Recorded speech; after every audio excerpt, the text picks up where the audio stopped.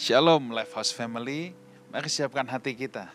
Kita buka hati kita untuk menerima kebenaran firman Tuhan. Sebab hanya tanah yang subur ketika kita datang dengan sikap yang mau diubahkan, sikap yang mau diajar, maka benih itu akan berbuah lebat dalam hidup kita. Siapkan catatan saudara, catat hal-hal yang penting. Mari kita berdoa. Bapa dalam sorga, kami datang, rendahkan diri kami ke tahta hadirat-Mu. Kami rindu isi hati Bapa, pengajaran daripada Roh Kudus dicurahkan di tengah-tengah kami. Dalam nama Tuhan Yesus kami berdoa, amin. Saudaraku, prepare our heart, siapkan hati kita semua, dan kita sambut kebenaran firman Tuhan oleh Pastor Rubin Ong. Please welcome. Thank you, Pastor Wikan. Ya, shalom Bapak Ibu semua yang ada di Lifestyle dari Lifehouse Family. Sebuah anugerah untuk saya ada bersama-sama dengan Bapak Ibu semua.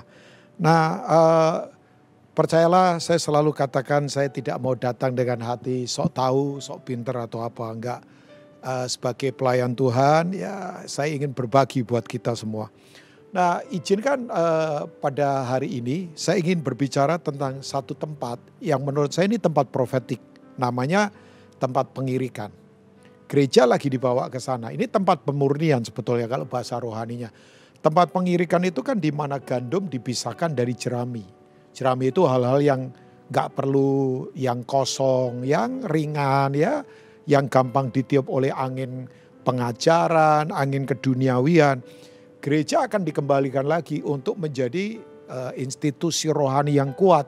Karena harus kita sadari gereja itu adalah the representative of the kingdom of God. Perwakilan kerajaan Allah di bumi ini. Jadi gereja itu adalah eklesia kan. Itu pemerintahan, ekalio. Ini kita sedang tidak main-main hanya sekedar ngumpul secara organisasi. Bukan itu. Apalagi roh agamawi, enggak lah. Kita enggak ke sana kan. Kita memang ada di dalam pemerintahan kerajaan Allah di mana Yesus jadi raja. Nah, tempat ini adalah tempat profetik, tempat pemurnian. Saya ingatkan buat Bapak Ibu semua, kita ini ada di era pertempuran antara kefasikan dan kebenaran ini. Bertempurnya sangat intens sekarang. Oh iya, kita ada di pertempuran seperti ini sekarang. Di mana orang sekarang, kalau nggak hati-hati ditarik kepada yang saya katakan gaya hidup yang gampang puas secara diri sendiri, nggak mau proses. Begitu nggak setuju, nggak menguntungkan saya, nggak punya komitmen, tinggalkan persekutuan. Ya kan, gaya hidup apalagi, gaya hidup persaingan sekarang. Ya, orang bersaing dengan cara-cara yang duniawi. Ya, bahkan kadangkala ya orang berdebat secara teologi, ya padahal saya jujur harus akui.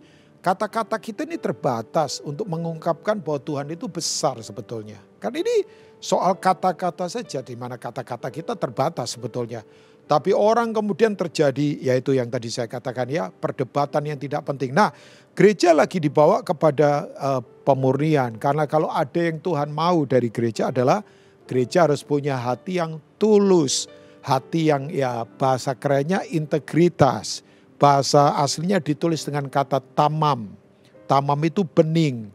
Yaitu sinkronisasi antara hati, mulut, dan tindakan. Jadi kalau mulut, hati, dan tindakan tidak sama lagi, ya berarti tidak punya integritas. Itu artinya nggak punya lagi kemurnian kan. Kita tahu saya suka olahraga ya, sebab kekristenan kalau kita baca di kitab Timotius kan digambarkan dengan 3 karakter kan, yaitu prajurit, kemudian olahragawan, dan petani.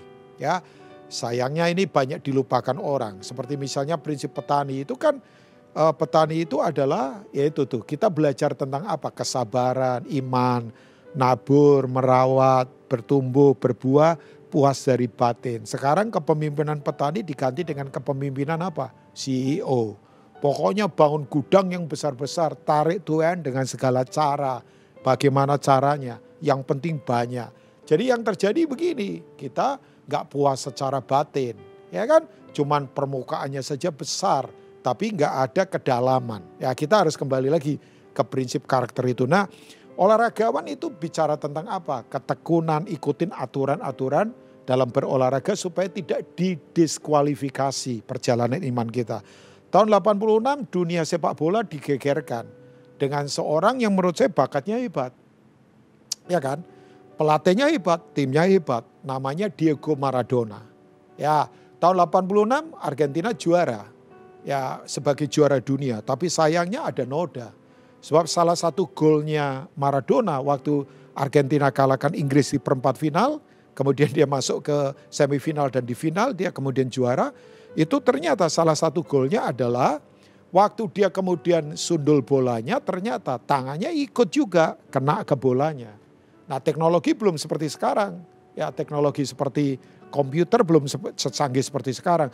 Begitu kemudian diselidiki, benar ternyata bahwa dia tidak menggolkan nggak cuma pakai kepala. Ya, aturan secara sepak bola nggak boleh. Bola kena tangan itu handsball namanya. Itu pelanggaran. Tapi kemudian waktu ketahuan Maradona ngomong begini, ya memang saya menggolkan itu pakai kepala. Tapi kan juga ya ada tangannya Tuhan katanya. Ada sembarangan dia bilang.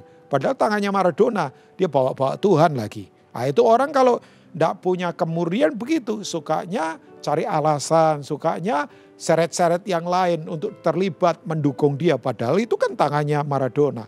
Nah, kita tahu apa yang terjadi, orang berkata ini akan sama seperti Galileo ini. Orang ini akan seperti Pele ini, orang hebat ini. Tapi ternyata sekarang kan kasihan Maradona. Ya kan? Jatuh di keuangan, terikat judi, narkoba. Dan kemudian orang gak percaya lagi, kehilangan semua yang dia bangun.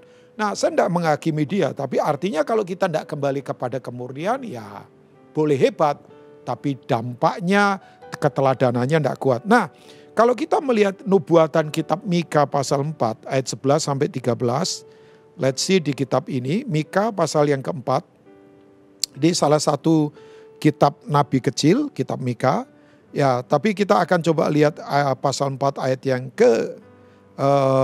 tadi saya sebutkan ayat 4 ayat 11 maksudnya ya.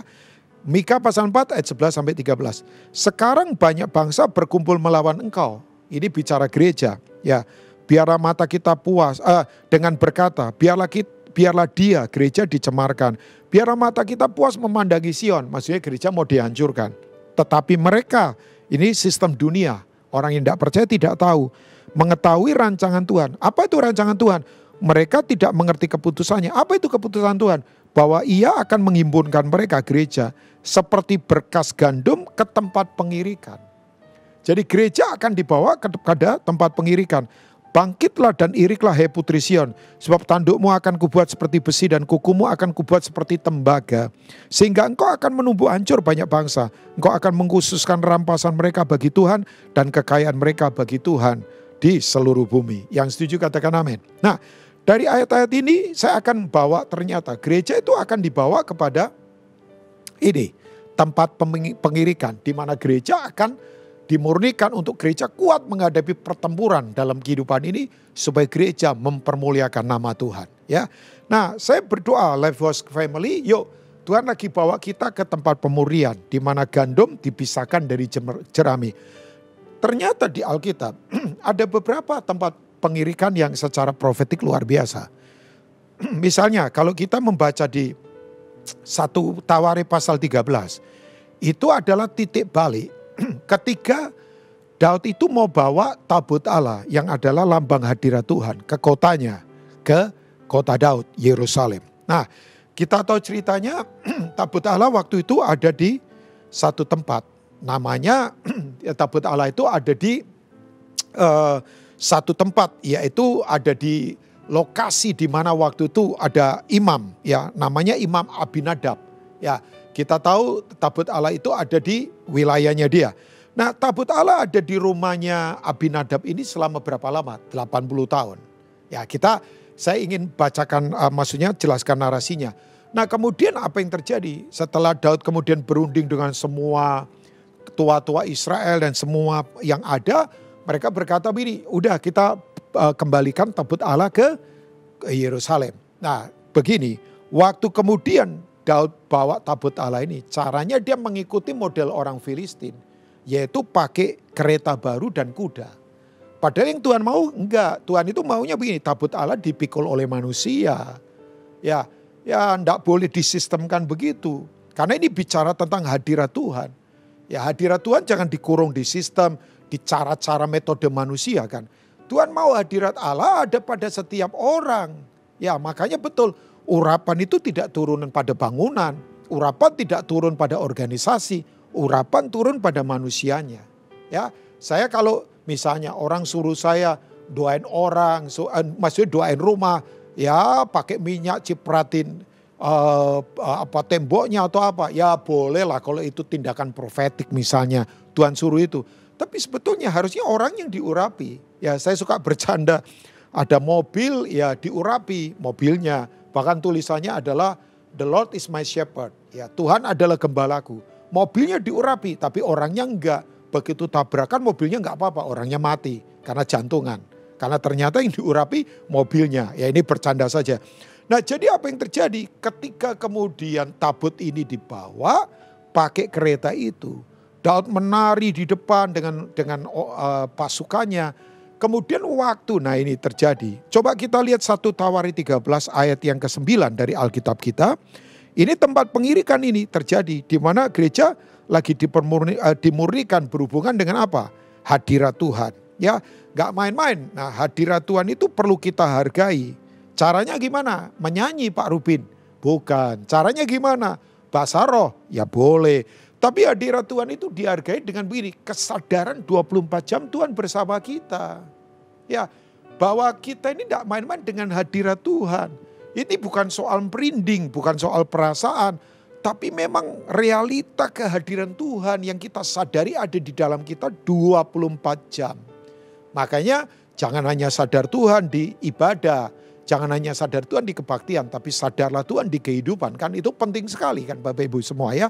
Ada orang yang di ibadah hebat, tapi di bisnis curang ternyata. Di keluarga kasar ternyata. Berarti hanya sadar Tuhan di tempat kebaktian. Jangan, saya berharap di Love House kita tidak begitu. Nah, kalau kita melihat di 1 Tawari pasal yang ke-13 ayat yang ke-9, saya ingin bacakan buat kita semua.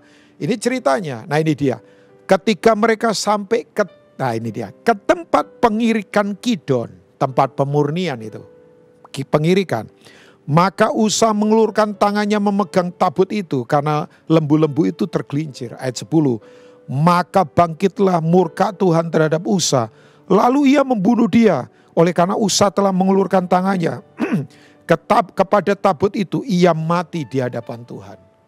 Tragis ya Bapak Ibu. Coba. Pak Rubin kok kayaknya serius? Oh serius. Untuk hal yang sakral kita tidak bisa main-main Bapak Ibu. Tapi kan ada orang yang ibadah tapi bisnis curang, kasar sama keluarga nggak mati tuh.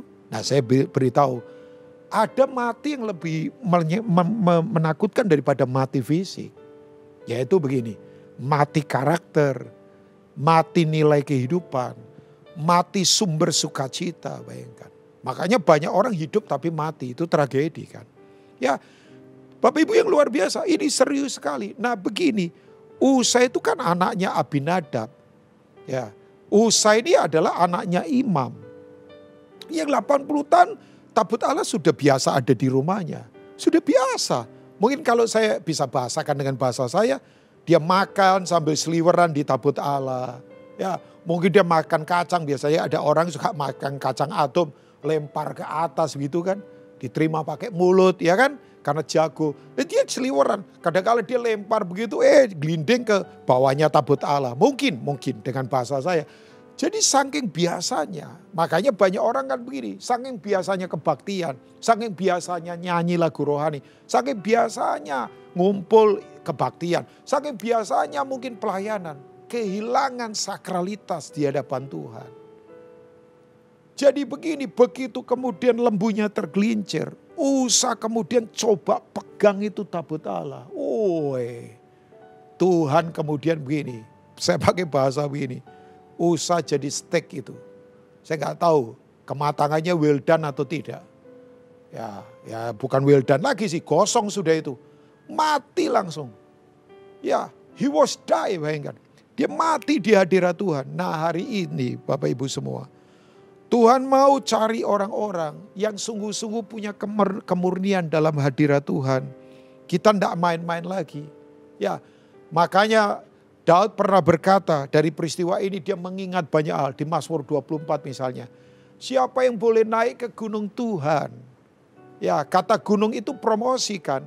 Itu berasal dari kata rumhar. Bahasa Ibraninya kan. Rum itu diangkat, hari itu ke gunung. Promosi. Ya, itu hal yang luar biasa. Dipromosi. Siapa yang boleh dinaikkan ke atas? Ya, siapa yang boleh berdiri di gunungnya yang kudus, di tata kasih karunia? Tidak cuma naik, ada banyak orang naik melorot lagi. Tapi naik bertahan di situ. Dia berkata begini, orang yang bersih hatinya, yang murni, yang bersih tangannya yang murni hatinya. Yang tidak bersumpah palsu, yang tidak menyerahkan dirinya kepada penipuan. Orang-orang seperti ini layak menjadi orang-orang yang diberkati. Bapak Ibu bisa membaca itu Mazmur pasal 24. Orang yang murni, hatinya murni. Kata kemurnian hati itu memakai kata asli namanya tahor. Tahor. Dari kata tahor muncul kata tahir. Ya, makanya seperti kata nazar itu terkoneksi dengan kata nazir, ya kan? Nah, kata tahir itu berasal dari kata tahor. Kata tahor itu artinya yaitu artinya adalah terjemahnya Inggris adalah the clean heart, hati yang bersih. Apa itu hati yang murni? Nah, ini dia. Sebuah keadaan hati di mana tidak ada produk setan di dalamnya. Makanya setan tidak bisa tuding kita. Orang berkata, lu kebaktian, tapi ada produk gua lagi di dalam kamu. Makanya diintimidasi kan. Ya kan? Ya, Yesus berkata begini, penguasa dunia ini datang di Yohanes. Tapi dia tidak berkuasa sedikit pun atas diriku. Kenapa? Karena tidak ada produk setan di dalam diri Yesus. Makanya setan tidak bisa main-main sama dia. Ya, ini waktunya gereja lagi dibawa kepada kemurnian dalam hadiratnya. Ya, maafkan saya, Tuhan tidak cari penyembahan. Tuhan tidak cari pujian. Tuhan gak gila pujian. Manusia gila pujian. Setan gila pujian. Makanya kalau ada orang yang gila pujian berarti itu kesetanan kan. Tuhan itu cari worshiper, penyembahnya. Tuhan cari pemuji yang hatinya murni. Karena ini isunya bukan soal nyanyi. Isunya bukan soal main musik. Isunya bukan soal cuman gerakan. Makanya betul penyembahan itu bukan sikap tubuh. Penyembahan adalah sebuah sikap hati yang bergantung total pada Tuhan dalam segala keadaan dan pada segala keadaan. Sikap hatinya ini bukan soal sikap tubuh. Sikap tubuhnya boleh hebat, tapi kalau sikap hatinya memberontak ya percuma. Jadi Tuhan cari orang yang murni di hadirat dia. Ya, Ananias Safira di gereja mula-mula mati karena apa? Main kesan.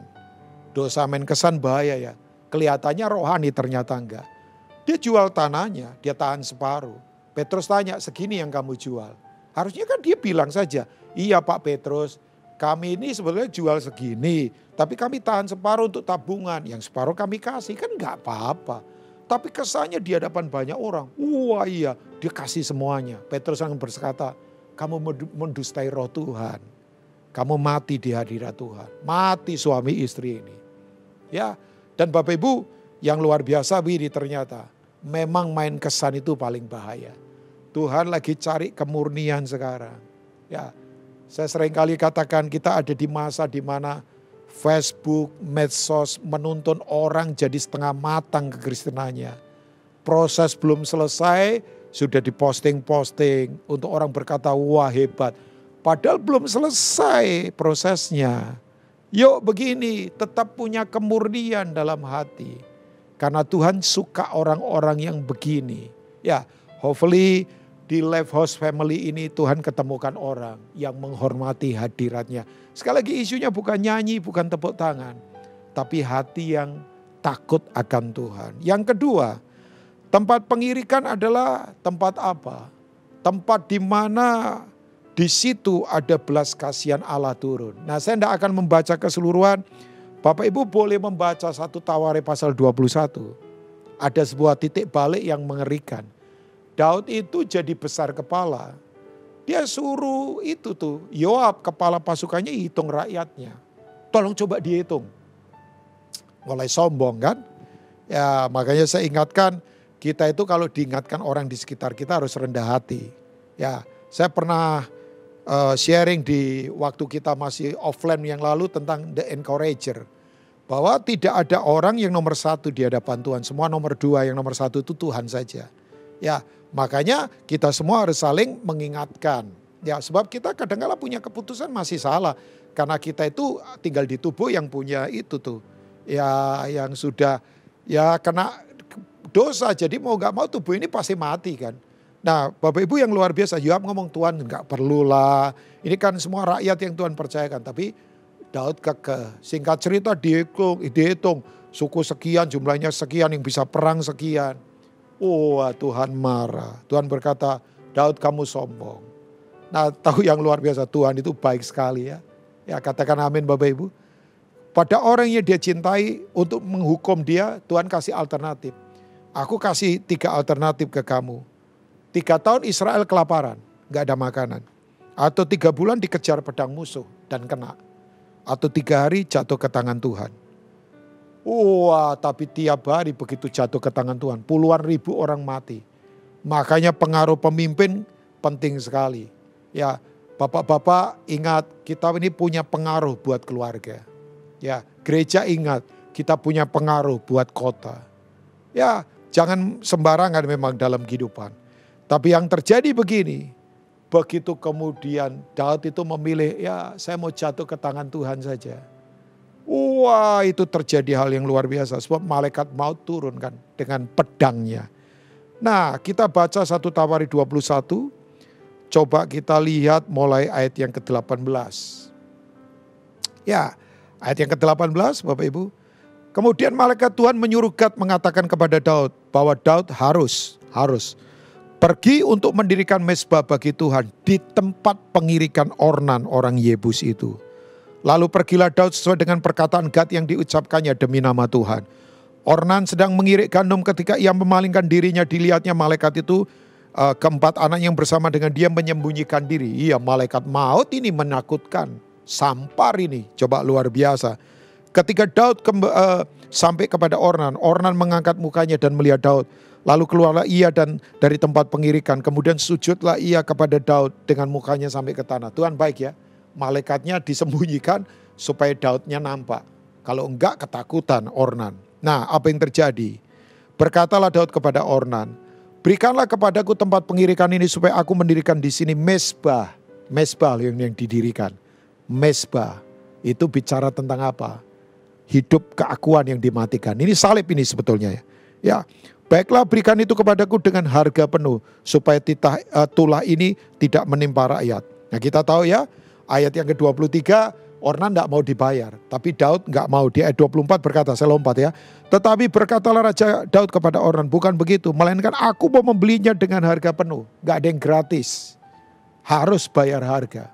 Ya, yang gratis itu hanya keselamatan. Ya, yang lain ya kasih Tuhan tidak bersyarat. Tapi janji Tuhan bersyarat. Oh iya, keselamatan gratis. Karena nggak ada yang mampu beli. Tapi memang untuk janji Tuhan dikenapi harus ada bayar harga yang kita beri. Sebab aku tidak mau mengambil milikmu untuk Tuhan dan tidak mau mempersembahkan korban bakaran dengan tidak membayar apa-apa. Nah, saya akan lompat langsung ayat yang ke-26.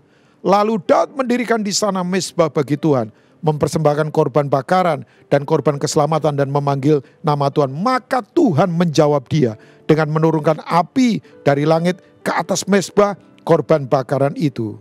Nah, lalu berfirmanlah Tuhan kepada malaikat, yaitu malaikat maut itu, supaya dikembalikan pedangnya ke dalam sarungnya. No more kill. Tidak ada lagi yang dibunuh. Jadi Bapak Ibu yang luar biasa, di mana tulah berhenti? Di mezbah. Di mana itu mezbah didirikan? Di tempat pemurnian. Belas kasihan Tuhan turun di situ. Saya yakin. Ini adalah tempat revival yang sejati. Sayang ya, kebanggaan rohani sekarang dipikirnya ekstravaganza. Acara panggung, tepuk tangan ribuan orang. Ada selebriti di situ. Ya mungkin hal begitu pernah terjadi lah sekian puluh tahun yang lalu. Tapi bayangkan seorang reference Billy Graham saja akui bahwa pertemuan kuruset begitu tidak efisien. Masuk banyak, keluar banyak dari pintu belakang kalau nggak ada pemuritan secara komunal. Ya, kita ini terakhir kapan ya mengalami kebanggaan rohani yang diam, yang berbisik, whisper revival. Seperti Elia waktu kemudian sembunyi di gua. Setelah acara ekstravaganza dibunuh 450 Nabi Baal, dia lari, dia sembunyi, dia komplain. Bayangkan seorang, ya kalau saya boleh berkata Elia bukan begitu. Tapi kalau saya gambarkan selebriti rohani, begitu dikasih email sama seorang perempuan ketakutan. Dia sembunyi, dia stres. Ya dia baru acara ekstravaganza hebat, ternyata betul. Itu tidak menjamin orang di kedalaman. Bapak Ibu tahu apa yang terjadi? Begitu ada gempa, Alkitab berkata tidak ada Tuhan di sana. Baca di 1 Raja-Raja pasal, saya lupa 19 atau 20. Begitu ada apa itu namanya angin badai, nggak ada Tuhan di sana. Tapi begitu ada angin sepoi-sepoi, Elia langsung menutupi kepalanya ketakutan. Karena ada Tuhan di sana. Tuhan langsung berkata begini, kamu urapi Yehu, urapi Azael, dan urapi Elisa menggantikan kamu. Pemuritan terjadi, pembapaan terjadi. Nah, kita tahu pedangnya Yehu penggal kepalanya Isabel. Itu di ketenangan melahirkan anak-anak rohani. Nah saya ingatkan, yuk kembali kepada mezbah, kesederhanaan. Di mana orang mungkin gak tahu. Saya bertanya kepada Bapak Ibu, kapan terakhir kita menangis di hadirat Tuhan? Mata kita bengkak dan berkata, Tuhan lawat kota dan bangsaku. Di mana orang gak tahu tapi sorga melihat. Itu namanya kebangun rohani di kedalaman. Saya mau punya hati seperti itu Bapak Ibu. Makanya betul ciri pengikut Yesus. Yesus sudah dari awal berkata bahwa jalan kesuksesan itu hanya ada di dalam salib. Ya gak ada yang lain. Ya jadi jalan kesuksesan itu hanya ada di dalam mezbah. Makanya dia berkata begini, kalau kamu mau sukses, Yesus tuh suksesnya tidak mau sendirian. Dia mengajak kita. Dia sukses luar karena dia Tuhan. Dan dia tahu kunci kesuksesan. Dan dia tidak mau sendirian suksesnya. Dia ajakin kita. Makanya dia berkata, kalau kamu mau ikut aku, sangkal diri, pikul salib tiap hari. Itu artinya mati terhadap keakuan. Itu bicara tentang mezbah dalam kehidupan. Di tempat pengirikan ornan, terjadi lawatan, belas kasihan, syafaat. Di mana begini, tulah dihentikan, kutuk dipatahkan, penyakit disembuhkan. Yang setuju, katakan amin. Orang-orang di Alkitab ternyata cirinya adalah orang-orang yang membangun mezbah, membangun kemah, dan membangun sumur. Tapi mezbah bicara apa? Hidup yang dikorbankan buat kerajaan Allah. Saya tutup dengan yang ketiga. Tempat pengirikan yang ketiga adalah ini dia. Bapak Ibu kalau melihat bait Allahnya Salomo, bait Allah Salomo ada di mana? Ya, bait Allah Salomo ada di Gunung Moria memang didirikan. Sekarang ini ada di Yerusalem kan. Nah Bapak Ibu yang luar biasa, bait Allah Salomo itu didirikan di mana? Saya kalau ngomong bait Allah bukan soal gedungnya ya, tapi ini soal hati. Ya sebab kalau bilang gereja itu hati kan, ya hidup kita bukan soal gedungnya. Makanya yang diangkat bukan gedung gereja. Ya nanti kabotan terlalu berat. Yang diangkat adalah orang percaya, gereja yang sesungguhnya. Nah tempat ini, tempat pengirikan adalah tempat di mana Tuhan menaruh kemuliaannya. Kalau kita membaca 2 Tawarikh pasal yang ketiga, nah ini dia. Alkitab berkata begini, Salomo mulai mendirikan rumah Tuhan di Yerusalem di Gunung Moria. Di mana Tuhan menampakkan diri kepada Daud ayahnya. Di mana? Di tempat yang ditetapkan Daud, ya ini di tempat pengirikan ornan orang Yebus itu.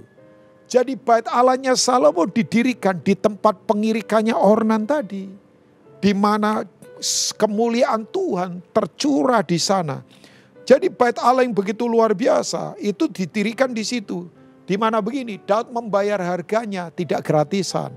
Ya, ada harga yang dibayar di tempat pengirikan itu. Disitulah Tuhan menaruh kemuliaannya. Jadi ternyata bait Allah yang pertama, the first temple yang dibangun oleh Salomo, itu didirikan persis di atas mezbah di mana Daud mendirikan mezbah waktu itu di tempat pengirikan ornan, gak di tempat yang lain. Kemuliaan Tuhan dinyatakan di sana. Nah Bapak Ibu, seperti waktu kemudian Daud minta supaya tulah berhenti di mezbah itu. Apa yang diminta oleh Salomo? Coba kita lihat pasal yang ke-7 dari 2 Tawarikh. Nah ini dia. Setelah Salomo mengakhiri doanya, makanya kekuatan doa tidak main-main. Ya, saya punya cerita sederhana. Bapak Ibu, di atap rumah saya itu ada binatang yang suka ribut gitu. Wah, kayak apa begitu. Saya pikir tikus, ternyata satu kali adik saya yang tinggal di rumah saya pulang kerja dia ngomong, dia berkata begini sama saya, kok ini bukan tikus, ternyata ada musang agak besar. Nah, saya tidak tahu berapa itu. Wah, beberapa lama kita terganggu. Tapi kemudian saya ngomong sama istri, yuk sayang kita praktekkan. Kita doa sungguh-sungguh. Saya tidak mau panggil orang untuk usir, begitu kan agak susah juga. Bapak Ibu yang luar biasa, saya sepakat dengan istri saya. Mungkin sederhana ini cerita. Kita berdoa, kita berkata, Tuhan Engkau berkuasa mengendalikan semuanya. Ya, saya sampai doa saya polos saja. Kirim malaikat Tuhan yang agak jelek lah, ganggu dia supaya dia takut. Dan kemudian keluar dari rumah ini tidak bisa kembali lagi ke sini. Benar Bapak Ibu, hilang. Ya, haleluya, sudah sekian lama ini sudah nggak ada lagi. Kita nggak terganggu. Itu bunyinya kerasnya luar biasa, bukan tikus ternyata. Ya, itu musang itu, saya aneh juga. Setelah Salomo mengakhiri doanya, api pun turun dari langit memakan habis korban bakaran dan korban-korban sembelian. Dan kemuliaan Tuhan memenuhi rumah itu. Jadi begini, kemuliaan Tuhan, kapot doksa, God quality, kualitasnya Tuhan. Turunnya di mana? Di tempat pengirikan. Nah, sekali lagi, api bicara lawatan. Gereja, Life House Family, kalau saya bilang gereja bukan gedungnya, Bait Allah bukan gedungnya, tapi apa? Kita, saudara sedang dibawa ke tempat pengirikan. Nah, saya tutup dengan ini. Kalau kita kembali ke Mika pasal 4 tadi, coba kita lihat ayat yang ke-13. Bonus apa buat gereja yang ada di tempat pengirikan? Ini yang kemudian Life House Family akan alami ini. Di Mika pasal yang saya selesai dengan ini, pasal yang ke-4 tadi, ayat yang ke-13 dikatakan begini. Gereja yang ada di tempat pengirikan, Alkitab berkata, bangkitlah dan iriklah hai putri Sion, sebab tandukmu akan kubuat seperti besi. Tanduk itu bicara otoritas, bukan kesombongan. Gereja akan penuh kesombongan. Gereja akan penuh dengan otoritas kedaulatan Tuhan, bukan kesombongan ya. Dan kukumu akan kubuat seperti tembaga, sehingga kau akan menumbuh hancur banyak bangsa. Kuku bicara apa? Keseimbangan. Gereja akan seimbang untuk mengalahkan semua apapun yang ada di luar sana. Seimbang secara rohani dan jasmani. Sehingga engkau akan menumbuh hancur banyak bangsa. Engkau akan mengususkan rampasan bagi mereka bagi Tuhan dan kekayaan mereka bagi Tuhan seluruh bumi. Jadi gereja akan punya otoritas dan keseimbangan yang kuat. Life House Family yang diberkati Tuhan. Kalau Tuhan lagi bawa kita kepada kemurnian, gak apa-apa. Karena mereka memang gereja sedang dimurnikan di tempat pengirikan. Tuhan memberkati. Saya ingin berdoa buat Bapak Ibu semua. Mari tutup mata di hadapan Tuhan. Hamba berdoa untuk umat-Mu Tuhan. Berkati umat-Mu, sayangi umat-Mu. Apa yang Kau sudah sampaikan biar memberkati kami. Hari ini yang lemah dikuatkan. Kalau kami sedang diproses, itu hal yang biasa. Karena Tuhan sedang murnikan kami. Yang penting kami punya sikap hati yang benar. Untuk tetap ada di dalam hadirat Tuhan. Karena gereja sedang dibawa kepada kemuliaan hadirat-Mu yang begitu menakjubkan. Sayangi umat-Mu, berkati umat-Mu. Sekarang Bapak Ibu, terimalah berkat anugerah yang datangnya dari Tuhan Yesus Kristus. Kekuatan dari Bapa yang luar biasa menyertai kita.